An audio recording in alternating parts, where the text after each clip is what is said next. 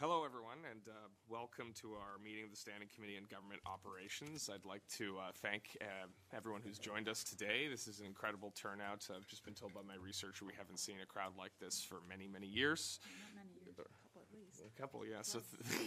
So thank you for showing your interest in this important issue and in this piece of legislation. And we do apologize for our space constraints, but we'll make do with what we've got. Today, the Standing Committee is holding a public hearing on Bill 1, Western Canada Lottery Act. Copies of the bill are available at the back of the room. After committee has heard the presentations from our witnesses, we will take your comments under consideration, and there will be a public clause-by-clause review of the bill. The bill will be reported to the House as ready for consideration in committee of the whole. Our report may include recommendations to make changes to the bill, and I just want to remind the public and for the official record, when contemplating changes to a piece of legislation, the committee must consider a number of rules regarding the admissibility of these changes. These rules may include consideration of the principle and scope of the bill, relevance of amendments, consistency, and financial initiative of the executive. An amendment cannot propose a change to the public treasury.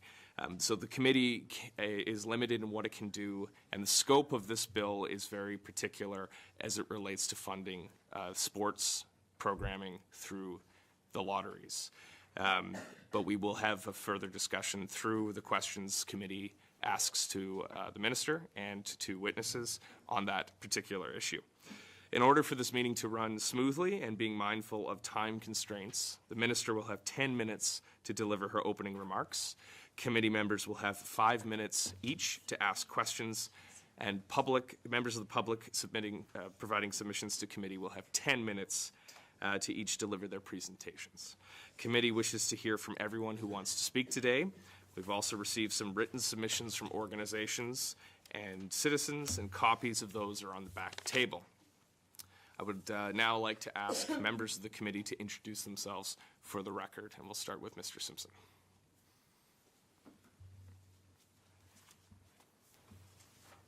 Good morning, R.J. Simpson. I'm the MLA for Hay River North. Welcome. Kevin O'Reilly, Frame Lake. Julie Green, Yellowknife Center. Michael Nadley, MLA for Ditchell.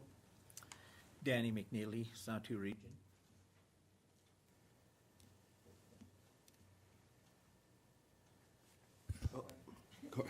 Corey Van Fine, MLA for Yellowknife North. Welcome, Shane Thompson from Nahinde. Good morning, everyone. Welcome, Herb Nakamak from the Nuklut. Morning, everyone. Tom Bollier from Tuneda Williday. And I am Kieron Testart, Chair of the Standing Committee on Government Operations and member for Cam Lake. I would now like to thank the Honourable Caroline Cochrane and her officials for being here today. Minister Cochrane, please introduce your staff for the record and proceed with any opening remarks you may have on Bill 1. And remember, you have 10 minutes to present. And if you need to move to other witnesses, Madam Minister, just indicate so to the microphone, and then your witness can speak directly. Thank you. Okay. Thank you, Mr. Chair. Thank you for inviting me here today to speak to you and the members of the committee about Bill 1, Western Canada Lotteries Act. I'd like to introduce the officials and staff that are here with me today. They are here to provide help with technical details should such questions arise. They are Ian Legaree, Director of Sports, Recreation and Youth at Municipal and Community Affairs, and Ian Rennie, who's the Legislative Counsel for the Department of Justice. In the gallery behind me is Eleanor Young, Deputy Minister of Municipal and Community Affairs, Gary Sherity, Director, Corporate Affairs, Municipal and Community Affairs, Melissa Kruger, Senior Policy and Legislative Analyst, and Mira Dunn, my Special Advisor. Mr. Chairman, MACA, Municipal and Community Affairs, is responsible for two pieces of lotteries legislation. The Lotteries Act regulates and allows for local lottery events run by charitable or religious organizations to take place in the Northwest Territories communities. Examples of those events include bingos, pool tickets, and raffles. The Western Canada Lottery Act deals with only the Western Canada Lottery, an interprovincial program involving the sale and distribution of tickets such as Scratch and Win and Lotto 649, which are purchased at lottery terminals. The Western Canada Lottery Program is managed and conducted by the Western Canada Lottery Corporation on behalf of the Government of the Northwest Territories. Since 2009, the Sports and Recreation Council has had an agreement with the Western Canada Lottery Corporation and the Government of the Northwest Territories to conduct and manage the lottery within the Northwest Territories and to remit lottery proceeds to the Government of the Northwest Territories to be used for the purpose of sport and recreation within the territory. In 2014, the Canada Revenue Agency provided an interpretation to the Department of Finance indicating that the proceeds of the lottery may be subject to taxation in its current format, and a decision was therefore made to bring the operation of the lottery within the Government of the Northwest Territories as soon as possible. Mr. Chairman, Bill 1 achieves the goal of bringing lottery operations in-house and protecting them from possible taxation so that they remain available for programs in the Northwest Territories. The bill creates the Northwest Territories Lottery Commission within the Department of Municipal and Community Affairs. The commission will be composed of Municipal and Community Affairs employees and will fulfill the role currently filled by the Sports and Recreation Council. Together with the Western Canada Lottery Corporation, the Commission will market and distribute lottery tickets and will regulate and control retailers of Western Canada lottery tickets. The Commission will also enter into an agreement with the Government of Nunavut to conduct and manage the Western Canada lotteries within Nunavut. The Commission will report to the Legislative Assembly as required under the Planning and Accountability Framework. The bill also creates the Physical Activity, Sport and Recreation Fund to handle the proceeds of the lottery. The fund is a special purpose fund under the Financial Administration Act and will be held in an account forming part of the Consolidated Revenue Fund. The creation of a special purpose fund rather than a revolving fund will ensure that all lottery revenues remain available for sport and recreation and are not considered general revenue. In order to account for fluctuating lottery revenues within a given year, the bill allows the minister to take the fund into a deficit position, ensuring that funding commitments can be met on a consistent and timely basis. The minister is empowered to disburse money from the fund for the purposes set out in the bill, all related to the advancement of sport and recreation within the Northwest Territories and in accordance with any agreement with the Government of Nunavut. Mr. Chairman, Municipal and Community Affairs has consulted with the Department of Finance on the development of the bill and continues to work with the Department of Finance and the Department of Human Resources on the task of transitioning the operation of the lottery into government. Municipal and Community Affairs hopes to bring the bill into force in the summer of 2018. Thank you, Mr. Chair. I look forward to hearing comments from the members and answering any questions. Thank you. Thank you, Madam Minister. I will now hear from committee members. Ms. Green. Thank you, Mr. Chair. Mr. Chair, almost 2 years ago, I made a statement in the House about the allocation of lottery funds to the Minister of the day, not this minister, but Minister R.C. McLeod, about starting a conversation about the allocation of lottery funds.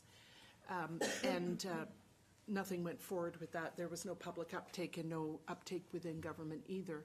Is the minister prepared to engage in a conversation about the allocation of lottery funds more broadly than to sports organizations? Thank you. Minister, sorry, this is a free exchange, so you could just respond directly to the committee member, and if the minister's microphone can be turned on. So I do wait for the mic then. No, you don't need to wait. Just wait for the mic, but you don't need to wait for me. Go ahead, Minister. Thank you. Thank you, Mr. Chair, for explaining the process. At this point, no. The purpose of this Western Canada Lottery Act is specifically to ensure that the money does not get taxed by Canada Revenue Association. At this point, we are not looking at expanding it to any other options. We have, for many years, this money has been used for sports and recreation within the Northwest Territories. It's on about 4.7 million, up to $5 million a year. There is lots of research that says active people ensure are better. The more active people are, the better they are mentally and physically. And in some of our smaller communities, our sports is the only access they have to preventive services. So at this point, because it is only under $5 million, I would not be willing to entertain to move it to any other services except for sports and recreation. In saying that, Mr. Chair, I do want to clarify that at this point, we are looking at a sector-wide In saying that, Mr. Chair, we are looking at a sector-wide policy framework, and that question is put out on the table to them to define what is recreation. So when that work is done, then we may be making amendments to it, but it will be left on the sports and recreation associations to define how they see recreation. Thank you. I'm not very satisfied with your answer. I understand this is a CRA-driven initiative, that there needed to be these changes for taxation purposes. But what I requested 2 years ago, and what I'm still requesting, is that there be a conversation about the allocation of the proceeds. $4.7 million is a lot of money. And I believe that you can find research that supports the emotional and mental well-being of personal health related to the arts, as well as those benefits that relate to physical activity. And so there's never been, in my knowledge, a free-flowing conversation about the pros and cons of allocating this money to children engaged in artistic activities as well as in physical activities.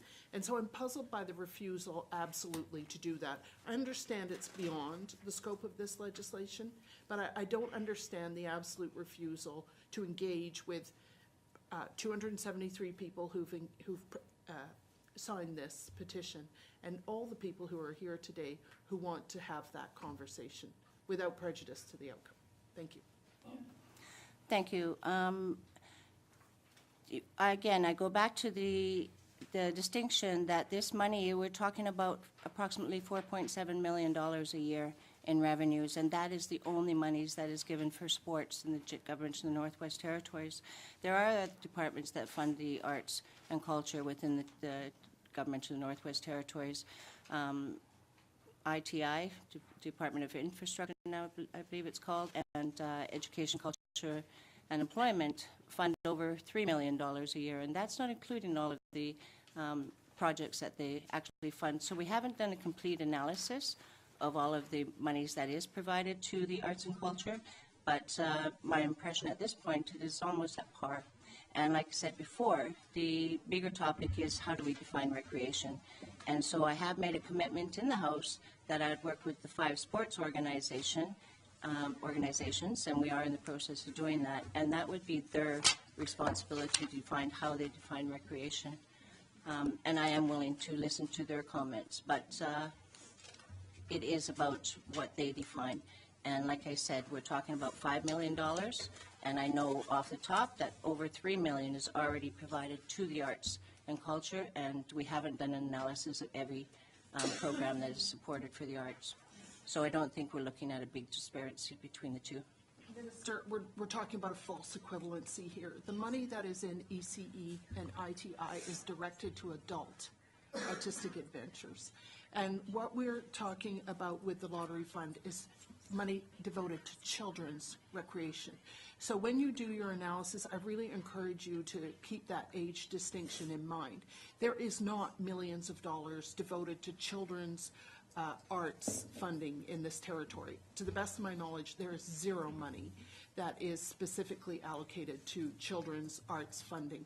They obtain it through school the way that children obtain recreational activity through school, but there is no dedicated outside of school pot of money for children. to engage in this activity. So maybe where all of this rests is in defining artistic activity as recreation. Are you willing to look at expanding the definition of recreation to include artistic development as well? Thank you. Thank you, Ms. Green. Your time has expired, but I will give the minister the last word. Please be brief, Minister. Go ahead. Thank you. I will commit to bringing forward the member's argument to the 5 sports and recreation organizations that we work with, and as said before, they will define how they define recreation, and I will stand behind their definition. Thank you, Mr. Chair. Thank you. Mr. Nakamayak, you have the floor. Thank you, Mr. Chair. Thanks for your presentation. And I don't have much to say. My colleagues said a few of the points that I wanted to raise. I know $4.7 million, when you look at the territory, is not a lot of money. When I was at the recent NAG games, and I see how, and being a participant myself as a teenager, how expensive it is to plan, you know, and to initiate when the games are coming up. I think this probably gives an opportunity for us to look at maybe having other departments integrate with each other to ensure that that arts and culture. Anyways, my point is arts and culture deserve proper funding for the territory, for youth, for adults and elders, and that's where, when you have all those mixtures together, that's when people learn and people come together. So I think we need to look at down the road, if this is not going to fund any of the programs, maybe we need to look at how we can integrate to ensure that we have proper funding for all avenues, for adults, for youth, and elders. I think this is just a good start and to plan ahead. That's really all I have to say. But if the minister wants a comment, then I'd like to hear. Thank you, Mr. Chair. Okay, thank you, Minister. I'll allow you to respond. Absolutely. I agree that arts and culture is important. I have no doubt about that. Again, there is lots of research that would show that that is important for the well-being of children and adults as well. My argument is that I do not want to see less than $4.7 million donated to the sports, within the Northwest Territories, because that is also about health and wellness. So, but I would be willing to participate on any committee and work with other departments if they are looking at how do we look to support all of the areas of wellness for residents of the Northwest Territories. Thank you, Madam Minister. Mr. Thompson. Yeah, I'm done.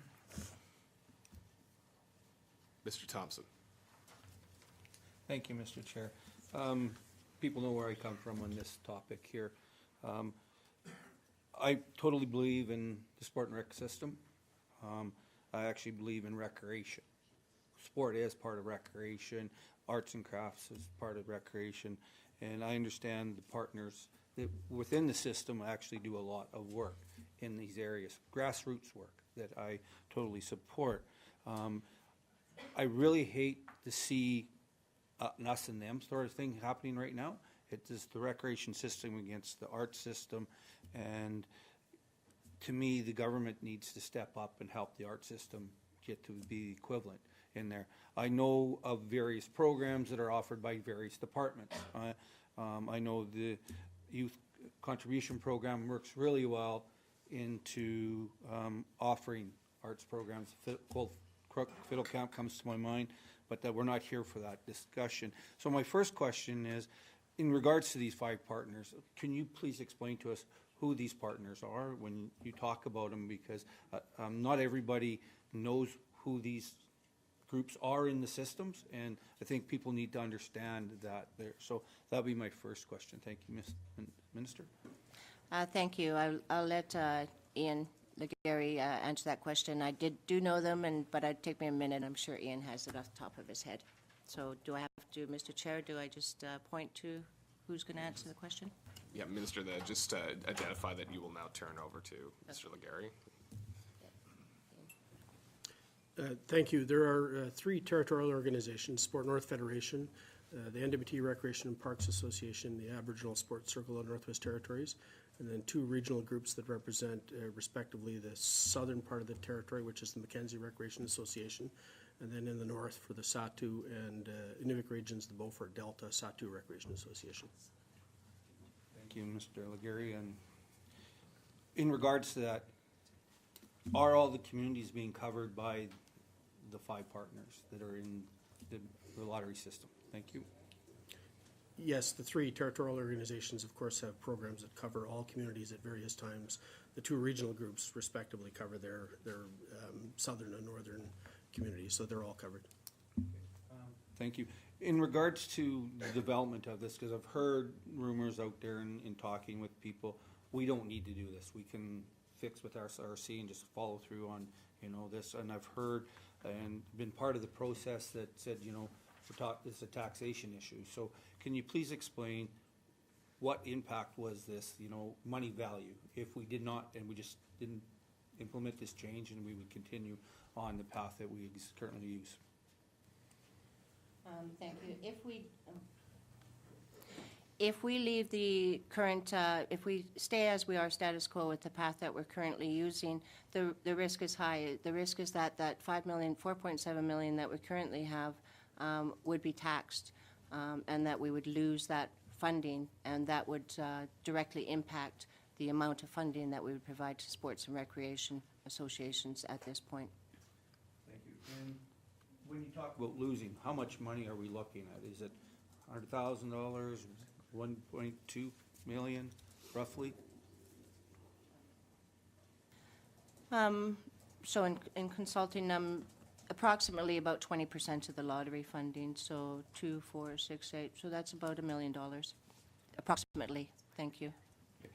So when you talked about these partners coming to you and working on the definition, and I think one of our colleagues here talked about encompassing these other people. Are you guys willing to work with, the 5 partners and these other people to come up with a definition of what they feel recreation is?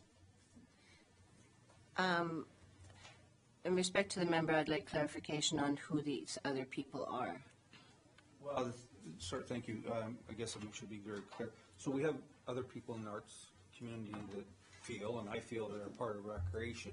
Are you willing to bring some of those people in when you bring the other 5 partners in to discuss what recreation, the definition of recreation is, and how, I guess we'll start with that first question. I think at this point we will stay with the 5 sports and recreation associations. They are responsible for providing for sports and recreation to all of their communities. My worry is that if I let too many people in, it becomes an argument between the people, that 200 and some people that have supported the arts versus the people that are flooding in now in emails that represent the sports. So the 5 organizations are to represent all sports and recreation, and I would prefer to stay with them at this point to maintain some kind of order over the process. It's very important to point out, though, that throughout my term here, and my practice has always been to work in partnership. I don't have all the answers myself. I do not profess to be the minister that has all the answers, and so I respect the opinions of these experts. These people have been providing services in our communities for decades, and I respect them, and I will honor the process that lets them define how we use this funding. Thank you. Thank you, Madam Minister. Mr. Thompson, your time has expired. Next, we'll move on to Mr. McNeely. Thank you, Mr. Chair, and thanks, Minister, for your presentation here.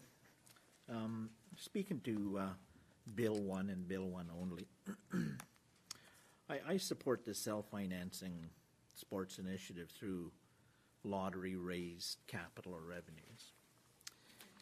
And to maximize the growth of these revenues or funds and avoiding taxation, which is the case here today, I totally support Bill 1 on that principle.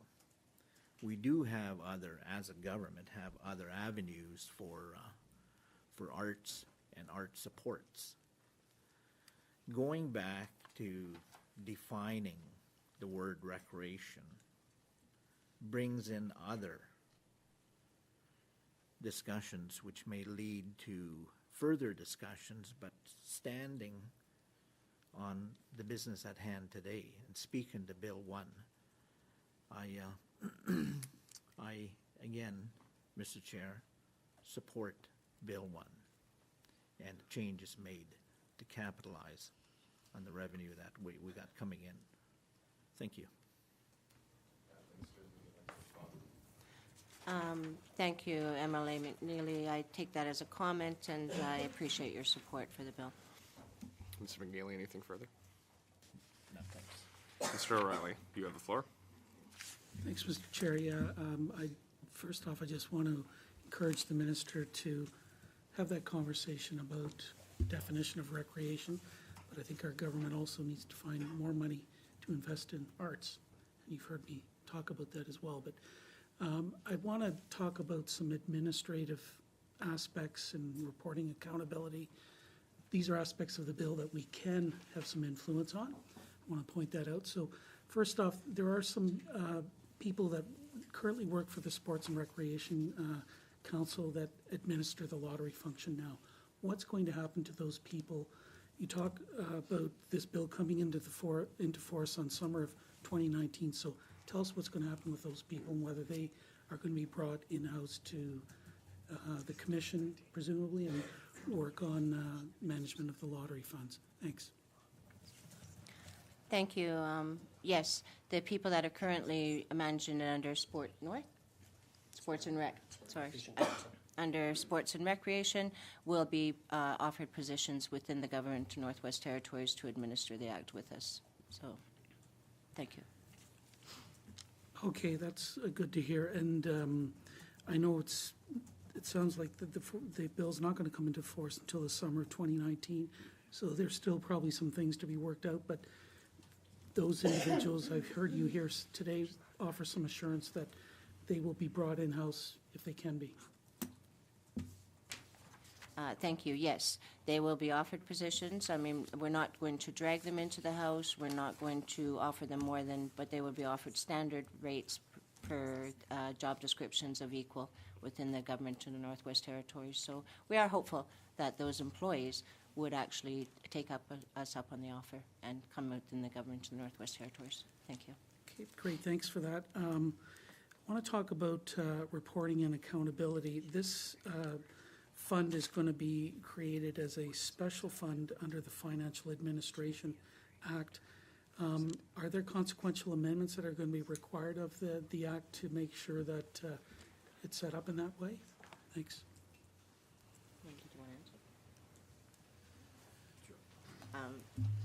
Let Mr. Rennie answer the question. Thank you. No, there won't be any consequential amendments to the Financial Administration Act. That authority is in the Financial Administration Act to do that. Okay, thank you for that. So how are regular MLAs going to be able to find out, and the public, how those funds are spent and what kind of reporting is there going to be done on it? Thanks. Mr. Legaree.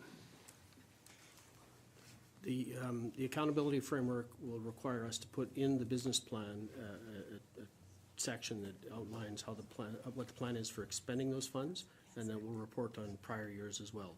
It's not an appropriated fund, but it will report very similar to it, so you'll see it in business plans and main estimates, very similar to what you would see a department's budget now. Okay, thanks for that. So, but that will be in the accountability framework itself. Is the accountability framework going to be shared with committee so that we can have an opportunity to review that? Yes, yeah, Okay. It's a normal part of reporting. Can I get that commitment out of the minister, please? Thank you. I just asked the staff. Yes, it is a normal part of reporting. Okay, thank you. That's good. Yeah, because I'm used to seeing in the business plans for the revolving funds an accounting of what happens. So for this as a special fund, we will see the grants that are given to whom and the amounts and so on. Is that the level of detail that we're going to see? Thank you.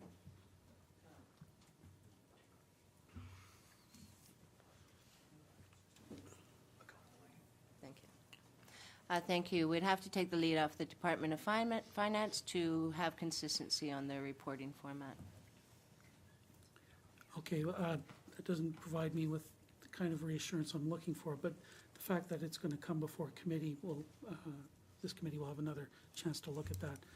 In the Act, it talks about how the fund can run a deficit for a prescribed period of time.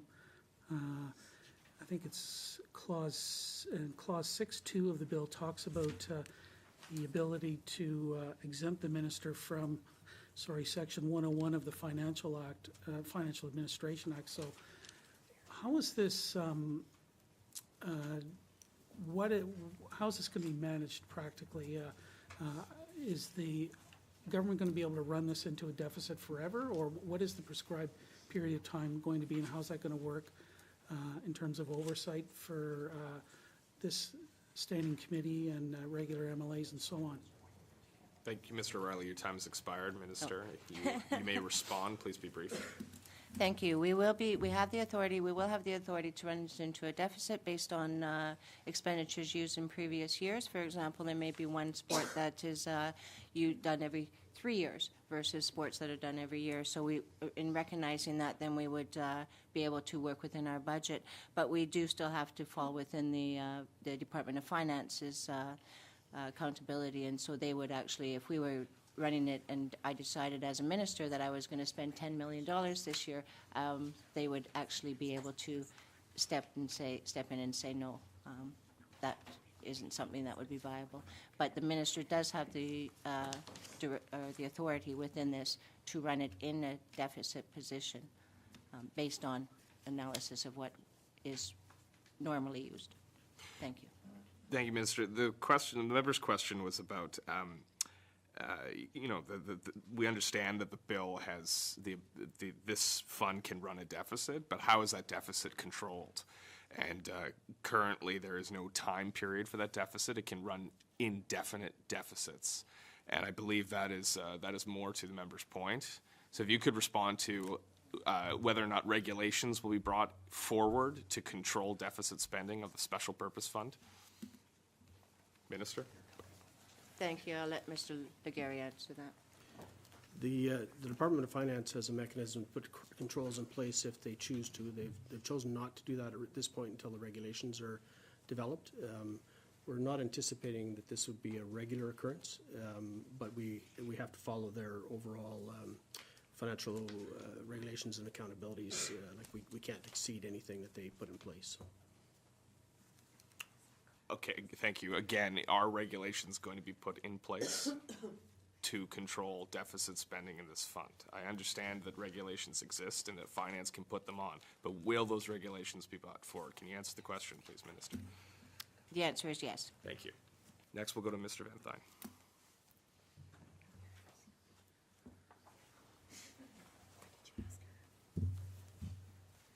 Thank you, Mr. Chairman, and thank you, Minister, for being here today.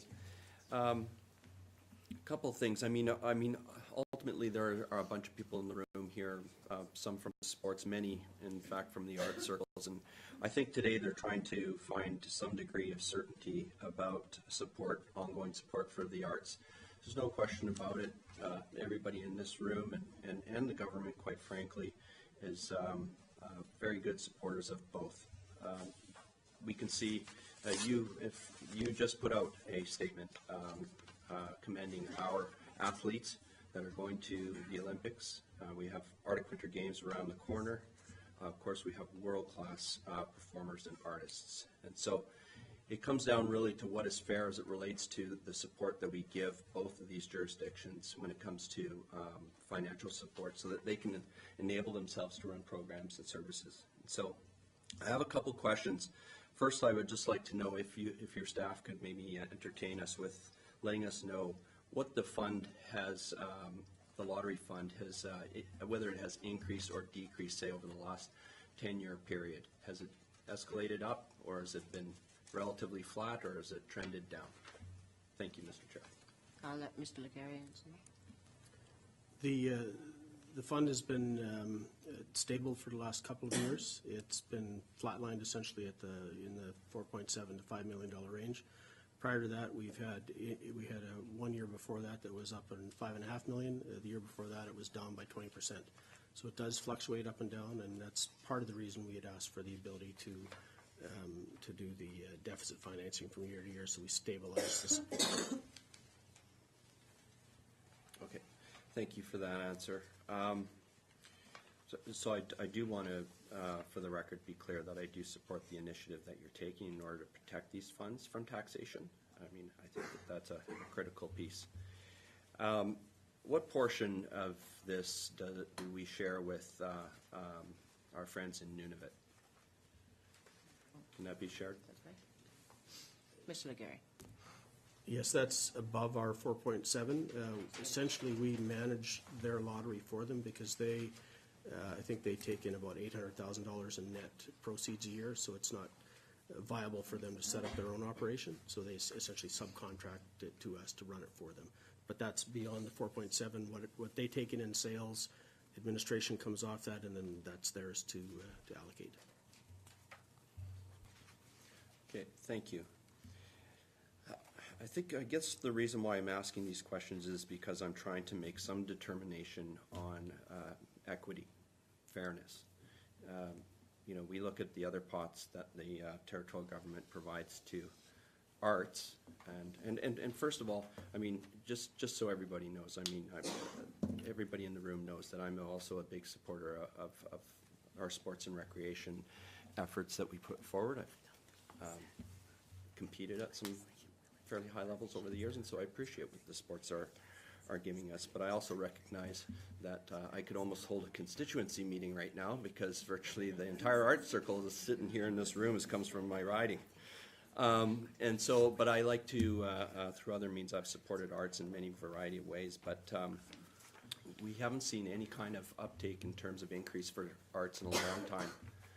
And that's why I asked the 10-year question, is because the pot for the Arts Council that we provide to the Arts Council for distribution has remained stagnant for 10 years. And so if it is being understood today that really this effort we're undertaking today is not going to be able to allow for some portions of revenues through lotteries to be divvied out to the arts, then of course there's going to be, you know, as members we're allowed to ask it through the budgeting process, and that may very well come forward.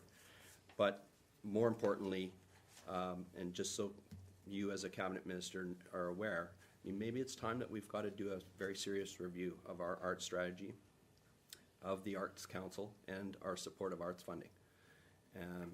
Just so that we can, even just identify what the balance is between arts and sports and rec. And is there currently some fairness? So, Mr. Chair, there isn't necessarily a question in that, other than to try to provide for some folks in the room that today's outcome is probably not going to likely lead to lottery funding heading towards the arts, not without some considerably further debate and consideration and likely public consultation. So I just wanted to have that on the record. Thank you. Okay, thank you, Mr. Van Thun. Your time's expired. The minister's already answered this point before, so we'll now move on to Mr. Natalie. You have the floor. Mr. Chair, I understand the intention of this legislation to, of course, ensure that this fund is not subject to taxation, and so to try to broadly deliver it as an initiative across the NWT. You know, in small communities, we want to ensure that you know, we're in a position to fund students that want to get into sports. As an example, minor hockey in my community has picked up, and you know, we need to ensure that proper support mechanisms are in place for youth to aspire to become athletes, or class athletes for that matter. So in principle, I stand behind this legislation, understanding that you know, we still have to do a report, which will likely go before the House at some point. And but I just wanted to ask the question that most people more likely are seeking clarity, and it's an important question for people in the community. Our bingo is going to be affected.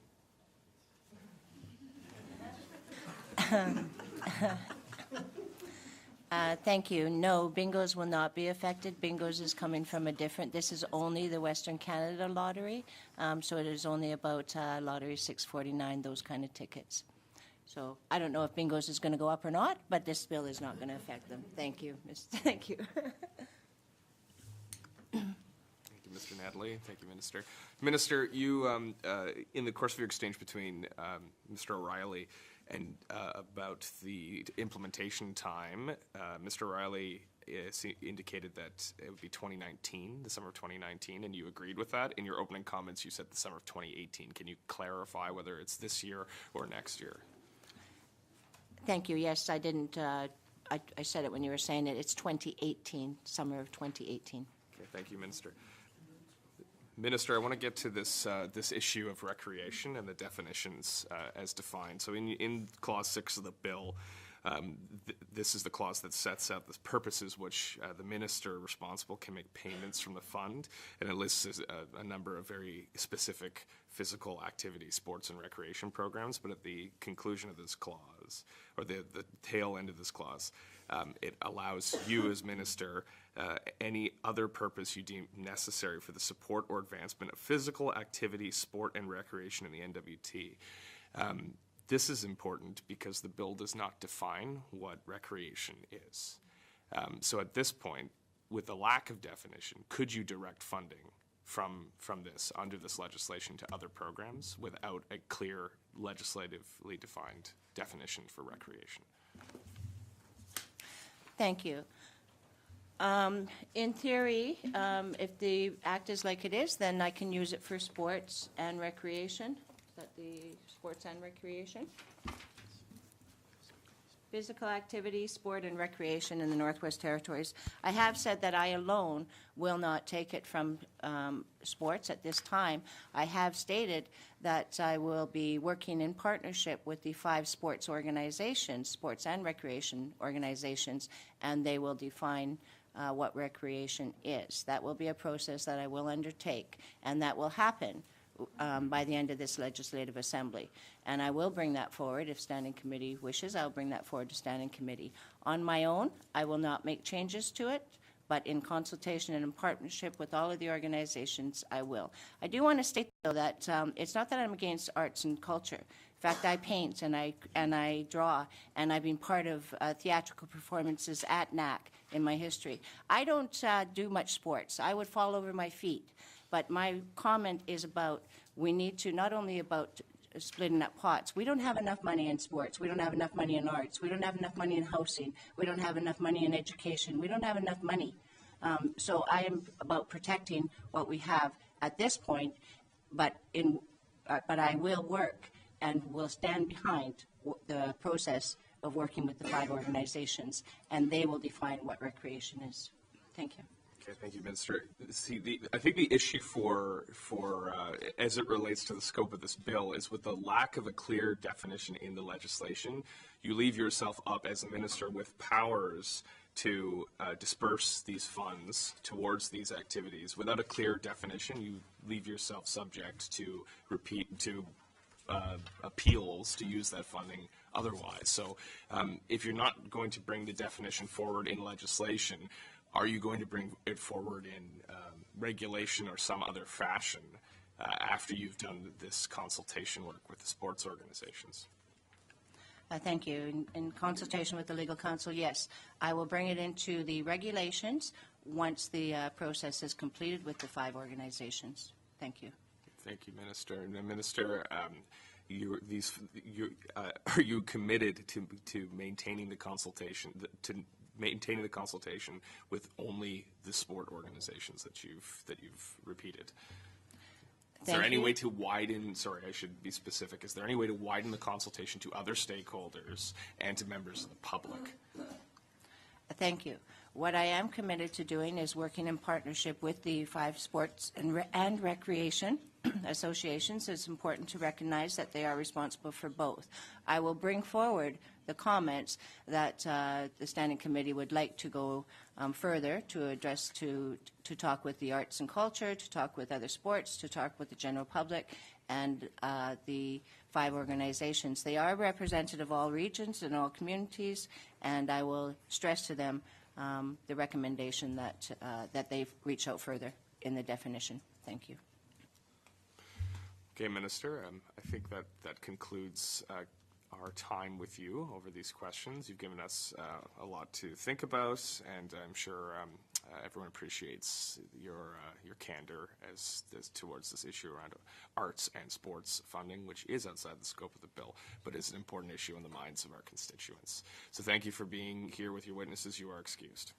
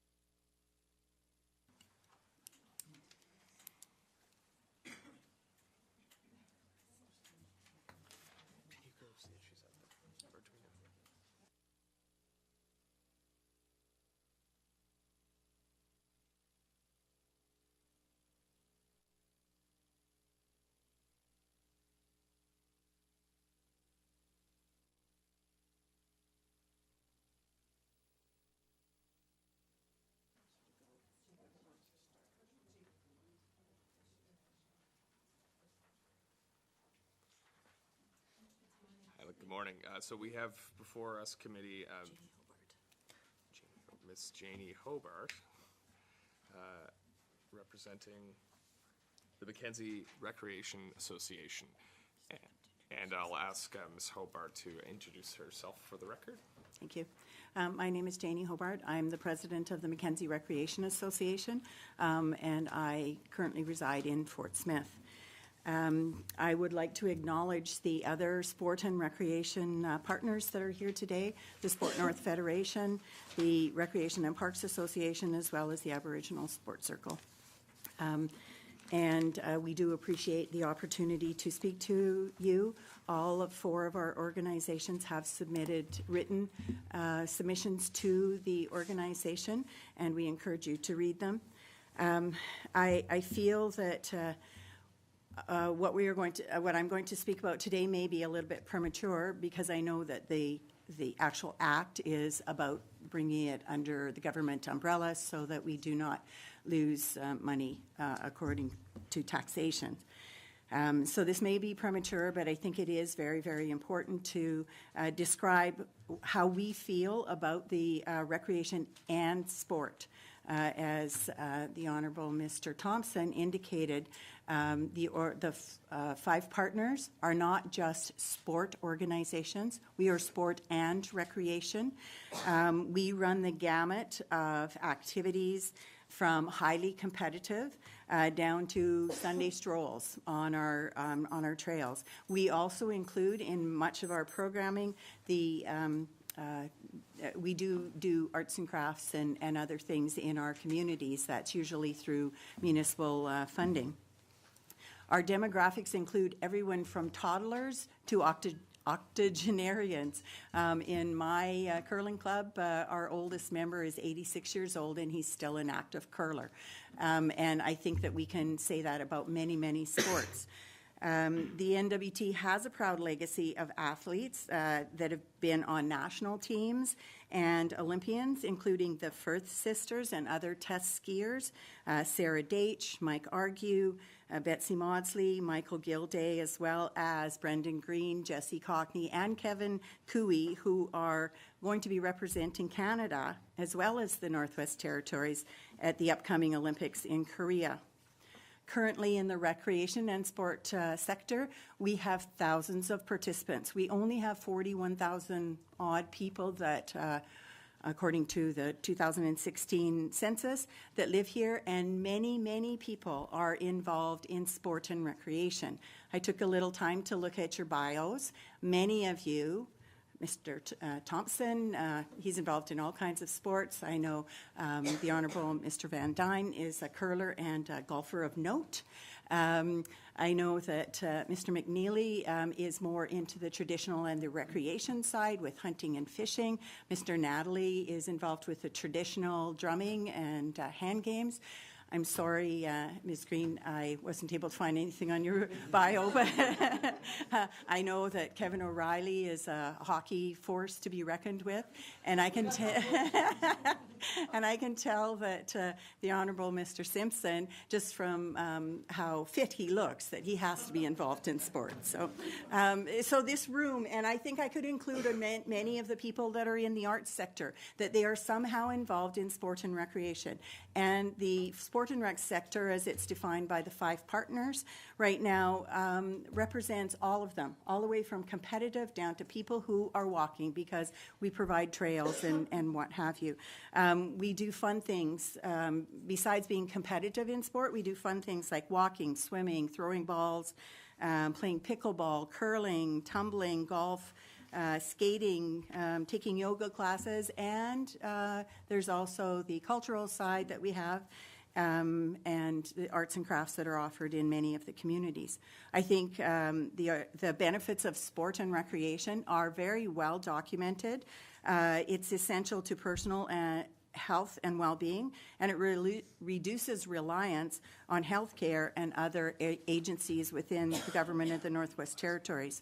The study that I found was that if you proactively spend $1 as a government towards sport and recreation, that comes back to you 15-fold in less costs in health and justice. So it's just in those departments. We also have a healthier population. There's less healthcare services required, less medical conditions such as diabetes. We have less issues with addictions, as well as mental health interventions. We have lower rates of teen pregnancies, and we have higher rates of education for people who participate in sport and recreation. And it doesn't have to be at a competitive level. It can be through all of these.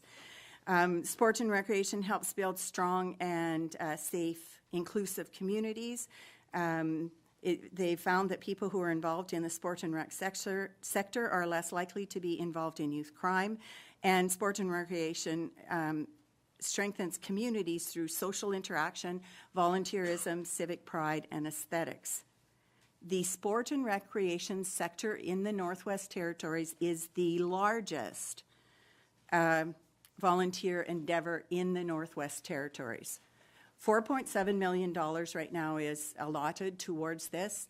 If we were to take the dollars that are spent, if we had to pay the volunteers that we had, even at minimum wage, we couldn't afford to run it. Sport and recreation, although there is wonderful funding, is on the backs of volunteers. And we're quite concerned that there's a potential to erode the money that we do have with the flatlining of the revenues that are coming in currently from the Lotteries Fund.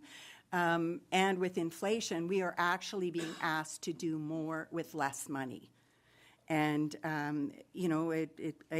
the volunteers and the professionals, we work together to sustain services, facilities. We often solve community problems, and we build leaders. As I mentioned, all of the people that are sitting around this table, and many of the people who are sitting behind me, are leaders in our communities and in the Northwest Territories, and many of them developed their skills through being part of sport and part of recreation. It builds leadership skills, it builds teamwork, it defines goals that we work towards. Sport and recreation also helps to maintain and grow traditional activities. The Mackenzie Recreation Association originally was the organization that started the Dene Games. We were the TSO, the Territorial Sport Organization, for Dene Games until it went under the fold of the Aboriginal Sports Circle. And so these traditional activities such as Arctic sports, Dene Games, snowshoeing, archery, shooting, and dog mushing have been maintained through the sport and recreation system. The sport and rec sector is also very important to the economic development of the Northwest Territories, and I don't think a lot of people recognize this.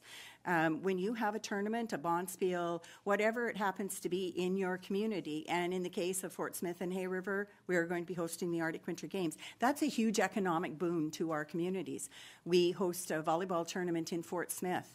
For one weekend, we bring between $70,000 and $100,000 worth of new money into a small community. And this happens weekend after weekend after weekend. So we are very important to the economic health of the Northwest Territories. And also, too, we manage valuable open spaces. We make sure that there are parks and playgrounds and play spaces and trails that are available and they provide recreation and sport at low cost to the people who participate, and so that anybody can participate. Doesn't matter what your socioeconomic standing is in the community. You can go out for a walk. You can go and play in the playgrounds. You can go and throw a ball in our parks and playgrounds. It also helps reduce greenhouse gases and improves air quality. As well, it has been shown through research that access to natural undeveloped spaces has a dramatic and positive impact on our physical and mental well-being. I'm not texting anybody. I'm just reading my notes, if you're wondering. The MRA itself represents 20 of the 33 communities in the Northwest Territories. And that's 73% of the population in the Northwest Territories. And we have a large number, the majority of our communities are small, isolated Aboriginal communities. And not only do we provide sporting opportunities for the participants, we provide a lot of training. We're involved in water sports. The Honourable Mr. McNeely, I understand you're a fisherman. We've been involved with the fishing derbies, and promoting water safety at these events. We as well have 9 signature events that we have in our communities that range with participation from 100 to 500 people in any single event. The Honourable Mr. O'Reilly brought up a point about accountability. I can tell you from years, and Doug and Bill from Sport North will laugh at me, the accountability that is required in the sport and recreation sector is one of the most onerous that the GNWT provides. And I believe that we indicate what activities we're doing, how many people are helping us, how many volunteers we have, how much it costs. And so if you're looking for accountability, our sector is already very well accounted for. Thank you, Ms. Oh, Hobart. I'm sorry. Your time has expired, but if you do have just a short conclusion, I'll allow Okay, you. I do. We did send I could speak for hours, I'm sorry. Can That's you my tell concern. I'm passionate about this? So we did have 4 questions. One was, and it was referred to, was what is the definition of recreation? We think it's important that it be subscribed. We are concerned about the budget dollars. We feel we have excellent programs and that we meet so many people, so we want to know how that is going to be divvied up once the bill is passed, and who will determine who accesses this funding. And we think that it is very important that the disbursement guidelines include capacity building and physical literacy, specifically within the regulations. Thank you for your evidence, Ms. Hobart. Committee, I'm sure I can speak on behalf of committee. We're all very appreciative of your passion and dedication for sport and recreation and your presentation today. I don't want to open up the floor to comments if committee, just given time. So if committee has clear questions for our witness, you may ask. Okay, Mr. Van Thyn. Got to ask one, and that is, if there is a means, because there's so much overlap between sports and rec and arts, even when it comes to events, whether it's Arctic Winter Games or other events, is there means, and this could be my own ignorance right now, if there were means that an arts group of some sort applied to one of the associations, or inform me if this already happens. Are they eligible at some times, based on what their application might be, for funding from any one of these sports organizations to support something that's collaboratively being done? Thank you, Mr. Chair. Currently with, and I can only speak about our association, there are people from the arts sector that have applied to it, but under our guidelines right now, the activity would be accepted if there was a physical activity component to it. Because right now, our mandate is to have a healthy, active community. And while I recognize that their activity, there's a certain amount of activity in art, the big thing for us is to make sure that people are becoming more active.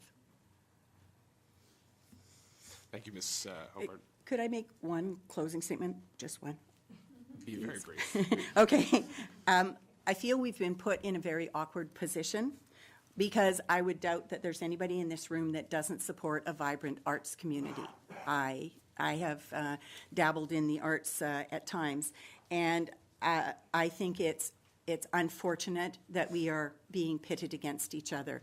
The GNWT should be providing funds so that both, because the creativity and the physical side of every person is important. And so we are hoping that there can be ways found to support both.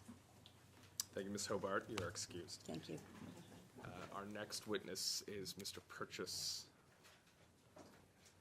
Mr. Purchase, if you'd take a seat at the witness table.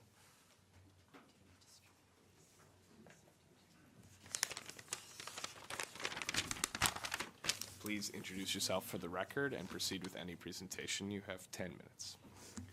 My name is Eli Purchase. I've lived in the Northwest Territories all my life. I've been in Yellowknife for the last 8 years, and I'm looking forward to raising my child here. I really appreciate Janie's presentation.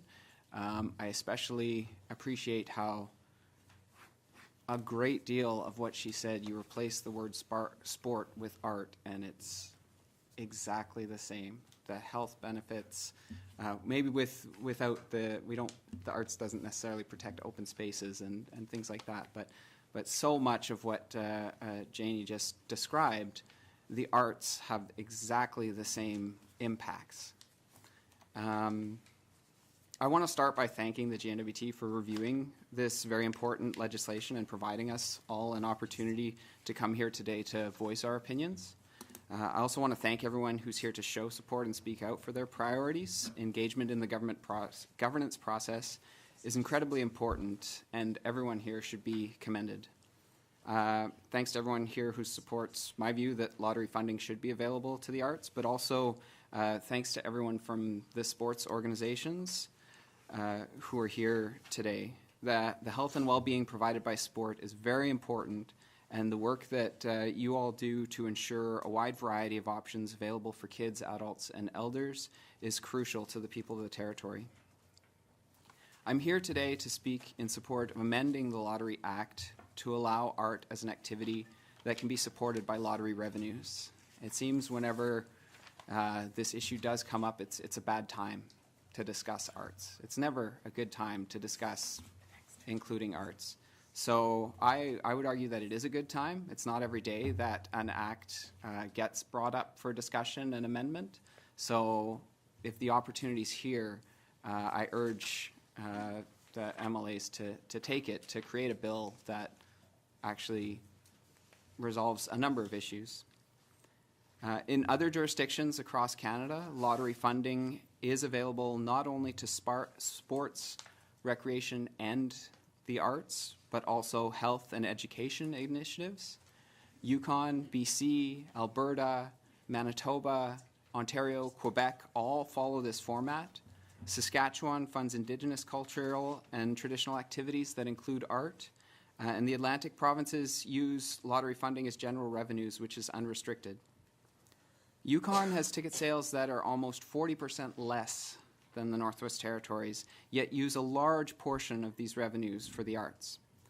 And while I understand the importance of this funding to sport, it is also of critical importance to supporting a vibrant artistic community in the territory. I'm not asking that a specific amount of funding go to the arts. I'm not demanding that we match Yukon's levels of support, as such a change would be devastating to sport in the Northwest Territories. I'm simply asking that the legislation be changed to allow arts to be considered in funding decisions. Whether it is allowing arts organizations in the territory to submit proposals under the review system that will be established, or providing a small amount of funding directly to existing funding programs at ITI, ECE, or the NWT Arts Council.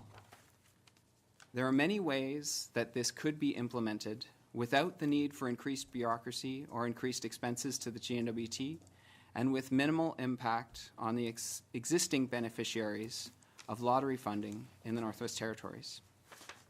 Art is an important form of recreation that enables creativity both individually and as part of a group. In the same way that sport fosters physical and mental health, so does art.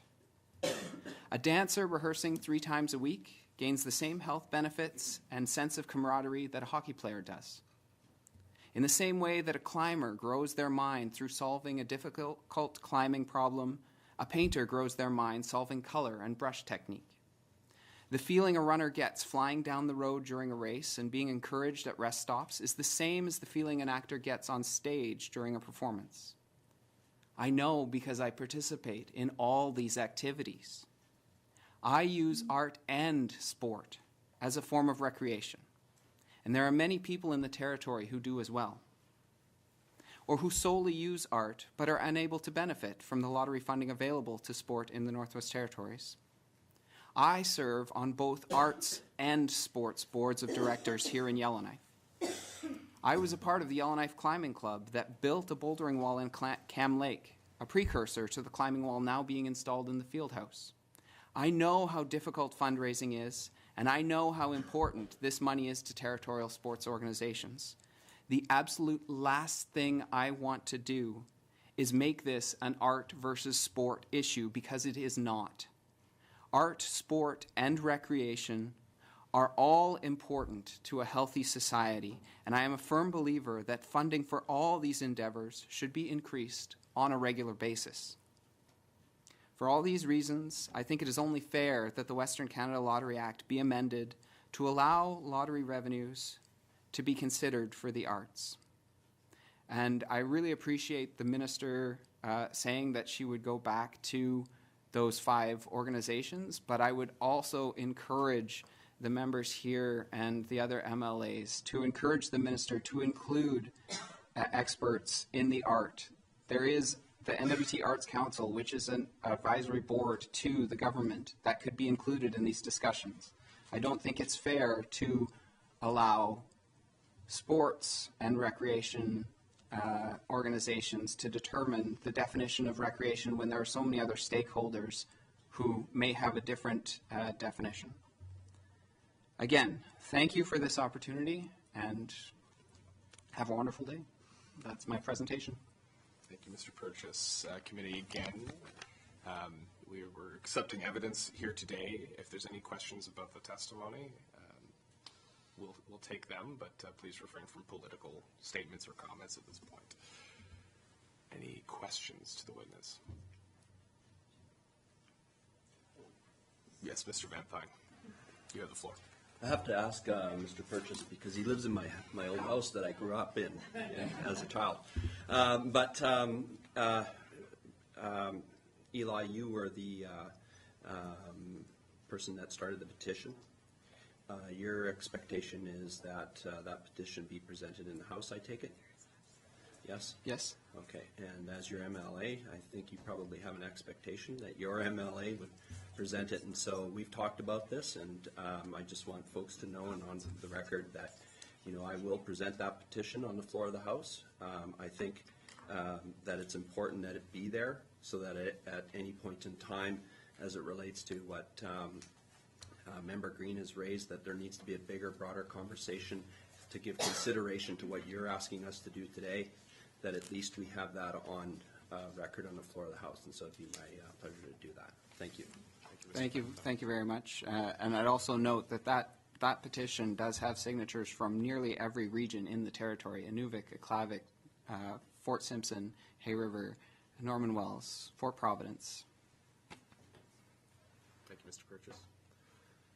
Okay, seeing that there are no further questions, you may be excused. Thank you, and thank you again to everyone here. Thank you, Mr. Purchase. Next on our list, we have Miss Kelly.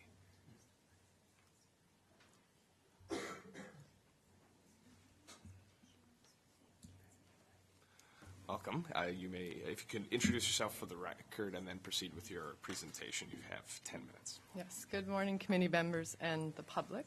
My name is Mary Kelly. I'm a music educator and music facilitator here in Yellowknife.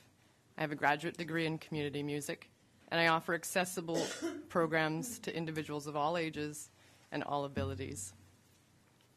In addition, I'm involved actively on a variety of arts boards, in particular the Yellowknife Music Festival, the Yellowknife Choral Society, the Northern Arts and Cultural Center, the Borderless Art Movement, Classics on Stage Yellowknife, just to name a few. As has already been acknowledged, arts activities have great value for the individual. They contribute to mental wellness, confidence building, skill building, the pursuit and achievement of personal goals. Many of our young people have great potential for exceptional artistic abilities, but the lack of infrastructure and resources leave this potential unexplored and restricted to the families that can afford the travel and specialized coaching.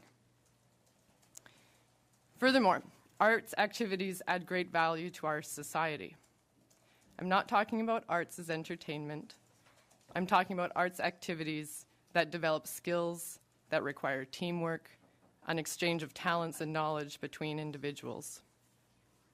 These activities foster community building, social inclusion, social cohesion, the celebration of diverse abilities and cultures.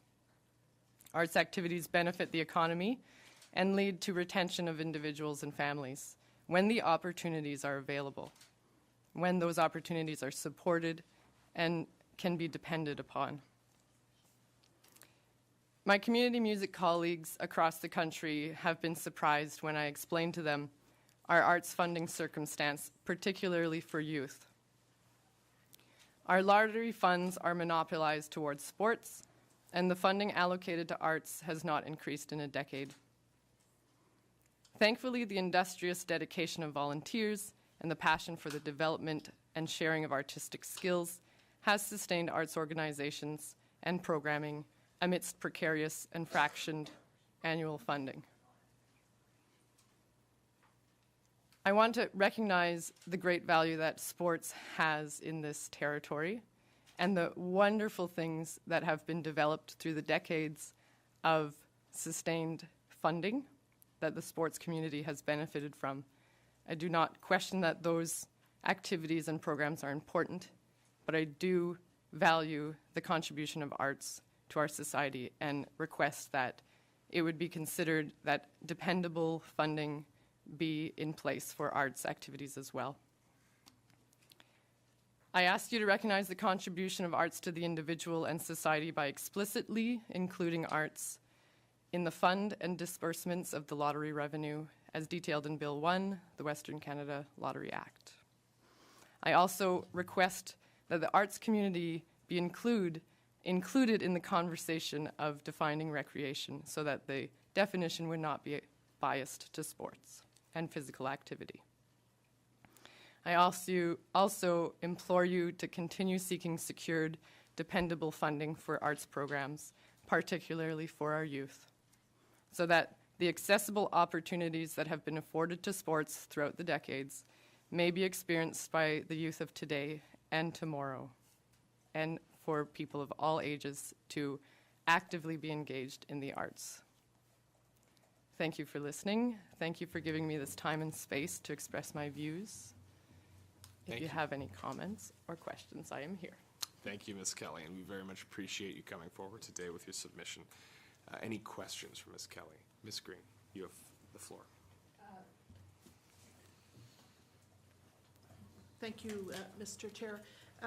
Ms. Kelly, are you aware of any government money that is allocated to children in the arts that is under 18? The circumstance that I have encountered is that funding becomes available through organizations for specific activities or programs. So if certain organizations have sought funding for youth activities, then that funding may be available. Can you give me an example of what kind of organization might obtain government money for youth? Right. So, for example, the Yellowknife Music Festival obtains funding through the Arts Council to run an annual festival. Okay. Are there other examples, or is that pretty much one of a kind? I can't come up with specific examples beyond that. I know there are others that exist, but what is really rare is the recurring programming that continuously gets put on. It's more specialized once a year activities that receive Those funding. are all my questions. Thank you. Thank you, Ms. Green. Seeing nothing further from committee, I'll thank Ms. Kelly again for her evidence. You may be excused. Thank you. Now, we don't have anyone else on our list, but if there's any other member of the public who would like to present, yes. Please come forward, sir. Oh, sorry, were there two? Did you? Okay. Yeah, no, please sit at the table. We'll have to get an official record. So if you could introduce yourself for the official record, and you'll have 10 minutes to present. Go ahead. Oh, it won't take that long. My name's Terrence Panthan. I'm a visual artist, performing artist, past president of the Aurora Art Society, current director of the Borderless Art Movement, an ex-mentee program participant in performing arts at the Northern Arts and Cultural Center. I just had sort of one question. I noticed there's a few computers out, and I wouldn't mind, and I haven't done it before, so this isn't a setup, but if somebody could Google a definition of recreation and read it into the record for the meeting. Is that possible? Well, I'll take it whatever it is, but it seems to be like something from Webster's or. So to the point, we appreciate where you're coming from, but the issue with this bill is that there's no definition in the bill of recreation. So really, it is up to regulation. So that's really not what we're contemplating today. The minister provided evidence that she's going to be working with another group, and we've had many discussions around that. But if you could keep your submission on evidence you want to share with us for our consideration, rather than asking questions, that would be appreciated for the committee. Thank you. No problem. I fully support the idea that the proposed change in legislation will help us evade Revenue Canada getting their clutches on this pot of money. And I encourage the members to advocate for a government-wide strategy on sharing revenues and things, so that, if you want to call it percentage-wise, over the general population, people who participate in all forms of recreation can have that opportunity to access, and I think it's what Mary was mentioning, ongoing funding as opposed to specific projects which are on an individual basis and cannot be depended on, as most individuals proposing these projects aren't permitted to run their deficit similar to the way the government can. I participated in sports. I'm a skier. When it gets a little too stuffy in my studio, I go skiing, snowshoeing, skijoring with my dogs. I hunt, fish, sail, swim badly. Tried running, but it's not my thing. But I know that art saved my life. I was heading towards a facility in Quebec called the Shawbridge boys' center, which was a detention center for juvenile delinquents, until I encountered my desire to draw and receive some mentoring support from a very special grade 7 art teacher. I can't say strong enough how much art means to me. But if you look at that, I'd like it to include a definition of life. The art of life involves all kinds of physical activity, all kinds of mental activity, and all kinds of heart activity.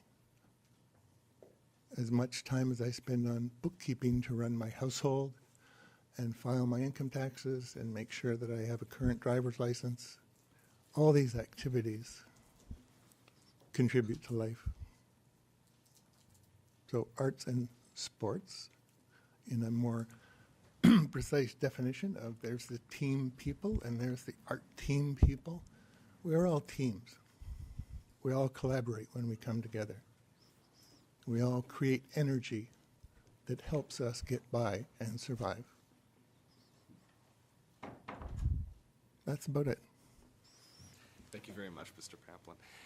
Are there any questions for Mr. Pamplin? Okay, hearing none, you may be excused. Thank you very much for your evidence. Who do we have next? Yes, please come forward. And again, if you'll just introduce yourself for the record, you then may proceed with your testimony. You have 10 minutes. My name's Jasmine Gardner, and I've been living in the north for Yellowknife for 10 years now. I'm an illustrator and graphic designer, and I've been running Soaring Tortoise for that long. I absolutely think that recreation and sport is very important.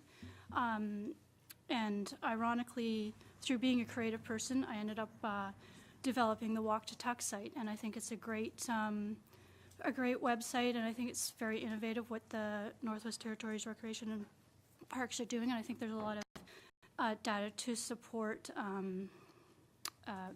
being active, especially in the north where it gets cold and it's easy to just stay inside and not get out there and get active. But I've also experienced how much of a struggle it is to set up any kind of arts activity here in Yellowknife. The cost of living is very high, and getting a space for people to do art collaboratively is very difficult. Like if I wanted to go for a run if I were a low income person, I could go to the field house and I could go and exercise for free. I could meet other people. I could join a sports team. I could meet like-minded people who wanted to play soccer or have a tennis match. And I don't have the dollar amounts. I haven't done any research on this, but I'm aware that there's two huge heated buildings that we have that anyone can go and play sports pretty much any time of the day. And I think that's great. I'd really like to see a similar thing for the arts as well, a place that people could go to and meet other people that would like to paint or would like to screen print or whatever other artistic activity. I did start a screen printing group and I ran it for 3 years. Eventually I stopped running the group because of the amount of work that it took to try and get funding to get space. It was a lot of administrative work and it was just overwhelming, and to the point that I wasn't able to create any art.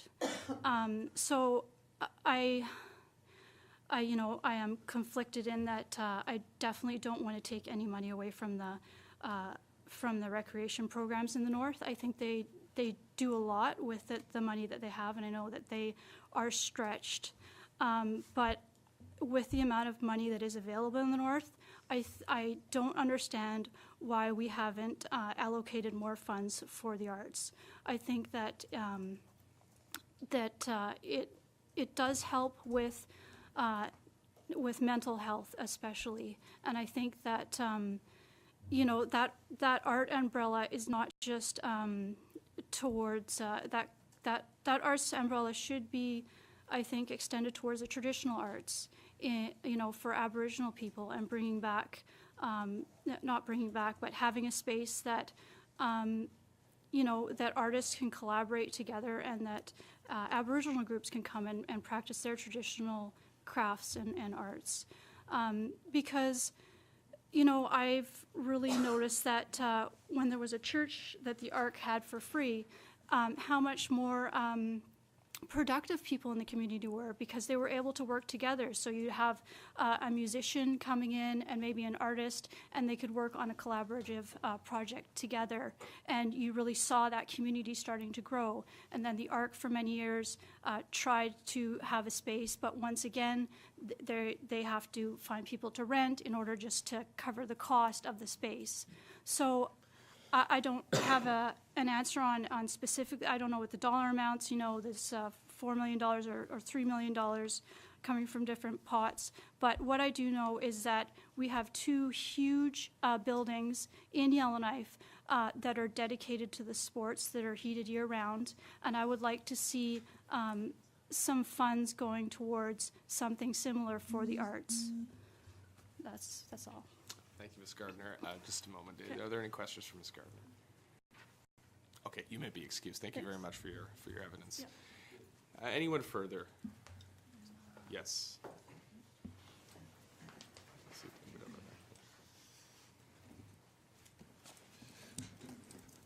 Thank you, Mr. Chair. My name is Matthew Gregono. I've been in Yellowknife since 1984. In 1994, I was introduced to the arts community, or a bit before that. I was a founder of the Yellowknife City Market. I was the co-founder of the Aurora Art Society, the co-founder of Music NWT, and later, when continuing the research in space for artists, Les Rocher loaned me his Pentecostal church, which became known as the ARC, Artist Run Community Center. Since that time, many attempts have been made to turn the Hudson's Bay building in Old Town into a center for learning for the arts, and that a new organization, which I'm the president of, has started its feasibility study and will be pursuing forward with what we believe is a $5 million program. My point is I believe that we're comparing apples and oranges. It's true that the funding for both groups are struggling, but the difference is that the corporate industry, sport and hockey in particular. A couple months ago I read in the Yellowknifer, one of the leaders of Sport North and Sport Hockey was talking about the merits of hockey. And one of the big merits of hockey is that it helps to develop the corporate citizen. This is said to be one of the great advantages, is it develops the skill of individuals to work on a team and to get the puck in the net, which is a desirable attribute. Personally, and this is where I might be a bit contentious, I'm not a hockey player. I came from England. My mother taught me not to like hockey, and that two men skating around the rink, punching each other out, was not her idea of tennis. My point is that apples and oranges. We've got two large skating rinks. We've got a field house. We have, or had, another skating rink. We've got pools, and the sum of those comes over $100 million easy. And that's all paid for not by necessarily the territorial government, but municipal governments, collaborations. So a group get together, $100,000, they say we want to build a soccer stadium or soccer facility, and I think it's another $30 million later we have a facility. And then once the facility is up and running, the artists are competing with the sports people for hockey skates and paintbrushes. So it's not an equal comparison, I believe. My interest in the arts, I was talking with Tom Jackson around the turn of the century, and his brother and my brother were both possibly suicidal, and we were talking about strategies for addressing that, and that music and other arts of therapy are proven to be very effective tools. Yes, getting someone that's suicidal out on skates playing hockey can help, but it doesn't necessarily do as much as at Old Town Glassworks. We have people coming in daily doing hands-on workshops, teachers, nurses, correctional people, whoever. They spend 2 hours doing a hands-on, paint-by-numbers, simple activity, and they feel more relaxed. They can forget about the 6 patients that died last week because of whatever. They can deal with those kids at school. They go back to work, wherever they are, more relaxed, more mindful about their daily activities. So my point again is to harp on this, is that looking at equivalencies, I appreciate for 30 years or how long the lottery's going on that the sports community has had a great opportunity for funding. It's a dependency on this funding, and that they're naturally sports people. They're going to play a very strong offense to try to retain what they have. And it's up to, I guess, the circumstances for us to put up a good defense and a good game plan for how to see more equitable sharing of the financial resources derived from lotteries. Thank you. Thank you, Mr. Gregono. Any questions? All right, thank you very much for your evidence. You are excused. Thank you. Yes.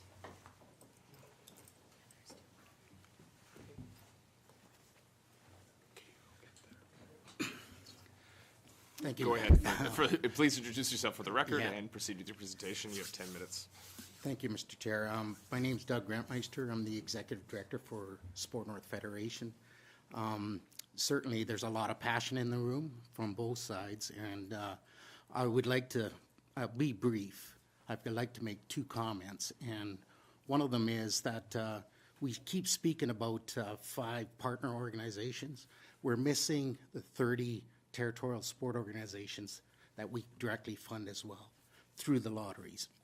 And last I checked, we did some rough estimates. We had about 19,000 members through those 30 TSOs. And when we did a calculation on the number of dollars that were allocated to the sport area, it amounted to approximately $5 to $10 per person.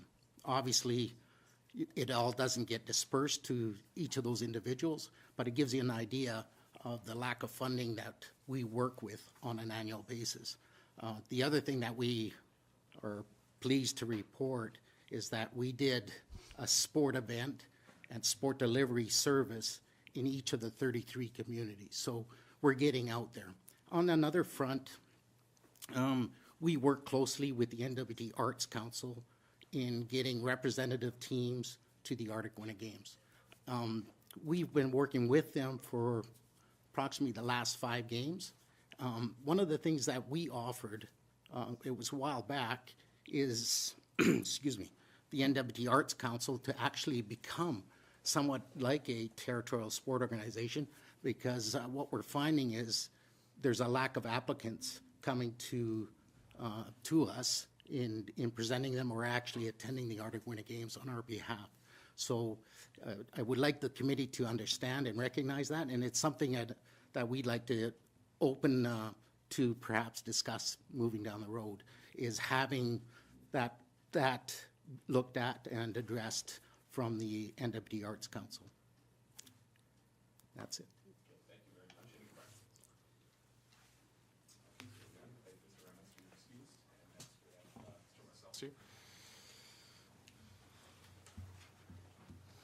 Please introduce yourself for the record and proceed with your evidence. Sure. Thank you, Mr. Chair. My name's David Waseltsu. I'm a resident of Yellowknife, and I made a submission to the committee, and I won't speak much to the generalization of the lottery fund, although as I said in the letter, even naming the fund in sort of a limiting way does limit it in future aspects, and you're going to have to change the legislation if there is a broadening of what is funded under this program, which seems a little limiting in advance. But what I did want to speak about that hasn't really been addressed is the accountability of the fund. So when the minister and the department were speaking earlier today, they talked quite a bit about FAM and meeting all the FAM regulations, which is fantastic, and of course the fund should meet those rules. But what doesn't seem to appear in the legislation or in the FAM is an actual disclosure of individual grants given under the lottery fund. For example, actually the NWT Arts Council has a very good system of disclosing the grants they give. They're published on their website. with how much money to what organization and why, as well as the fiscal year. It's not a perfect bit of disclosure, but it's quite a bit of information around individual funding. Most GNWT programs that give grants and contributions don't report individual amounts that they give out, and not very clearly at least. So as with the establishment of a new separate fund, it's really important, I would think, in that legislation to include that accountability information, to publish that. It doesn't have to be anything onerous. It doesn't cost the government more money. It's simply reporting on who it gave the money to, how much it gave, and why it gave money out. It seems like a pretty low bar for accountability, but right now there's nothing about that either in the FAM regulations that would apply or in this legislation. So I would hope that committee can encourage the government or to make amendments or to at least consider that within regulations. Thank you very much. Thank you, Mr. Waselsu. Any questions? Okay, thank you for your evidence. You're excused. Okay, thank you very much. So I know there are other people who want to submit, but unfortunately we have to do our committee wrap up and then get ready for the session, which happens later today. So this will conclude our time to hear from the public. But if you would like to provide a submission in writing to the committee, we encourage you to do so, and we will take all written submissions into account when we draft our report. But we will need to have those submissions by the end of the week. So please, if you'd like to present something to us, this is our committee clerk, and she'll be available to provide you with contact information. So that concludes this portion of the meeting. The clause-by-clause review of this bill will be on February 13th, 2018 at noon. Members of the public are welcome to attend. However, the opportunity for public input will be concluded on Friday. I just wanted to comment on some of the issues that were raised here, and we heard very passionate voices from the arts community, from sports organizations, and from people who are paying attention to government transparency. So one of the things that we have to be mindful of as a committee, and I spoke to this in the opening comments, is that this committee's ability to modify legislation is limited by the rules of our legislative assembly, which are standard parliamentary procedural rules. And at this point, the bill is at the committee stage, and the principle of the bill, which is this bill establishes the Northwest Territories Lottery Commission. It also establishes the Physical Activity, Sport and Recreation Fund, a special purpose fund that will receive proceeds from the operation of lotteries by the Western Canada Lottery Corporation. The Commission is responsible for the conduct, management, and operation of lotteries. The Minister will administer the fund and distribute proceeds for limited purposes, including the promotion and delivery of physical activity, sport, and recreation programs. That narrows our ability to make amendments, such as amendments that would allow other activities to be explicitly funded. However, we've heard a lot about the lack of a definition of recreation. The minister has spoken to her approach to addressing that concern, and that is something that we will discuss as a committee and make our recommendations accordingly. But I wanted to be clear, so the expectations of the public are clear as well, that you will not be seeing an amendment coming forward from this committee to change this bill to allow proceeds for arts organizations, because it is outside of the scope of the bill, and any amendment would be ruled out of order. So there'll have to be other approaches taken to addressing the public's concerns around arts funding. And finally, around the transparency, we did hear much to how the government plans to address the financial transparency, and it is something that committee will consider as we begin our deliberations. So with that, I will again thank the tremendous turnout today from members of the public, and we will go in camera for our committee wrap-up. So thank you again for everyone for joining us today. I'll ask you to leave our committee room. Thank you.